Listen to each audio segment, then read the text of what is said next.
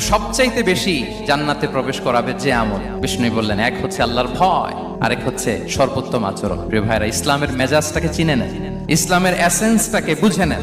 আমরা ভালো আচরণকে গুরুত্ব দিতে চাই না।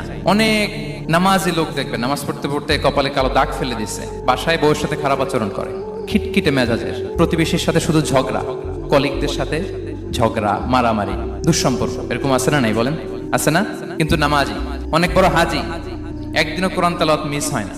তো এত আবাদত করেও সে ইসলামের আসল এসেন্সটাকে ধরতে পারেনি। বিষ্ণু বললেন, সবচেয়ে বেশি জান্নাতে প্রবেশ করাবে যে দুটি আমল, একটি হচ্ছে তাকওয়াল্লাহ, আল্লাহর ভয়, আরেকটি হচ্ছে উত্তম আচরণ, সর্বোত্তম আচরণ। তো আমরা যেন উত্তম আচরণের অধিকারী হই, আমার স্ত্রীর সাথে যেন ভালো আচরণ করি, প্রতিবেশীর সাথে যেন ভালো আচরণ করি, ছেলে মেয়েদের সাথে যেন আমাদের অ্যাটিটিউডটা ভালো থাকে, আচরণটা ভালো থাকে, কলিগের সাথে যেন ভালো থাকে। বিশ্বনবীর আচরণ যেমন ছিল তেমন আচরণ যেন আমরা গড়ে তুলতে পারি। আওয়াজ করে পড়ুন আমিন।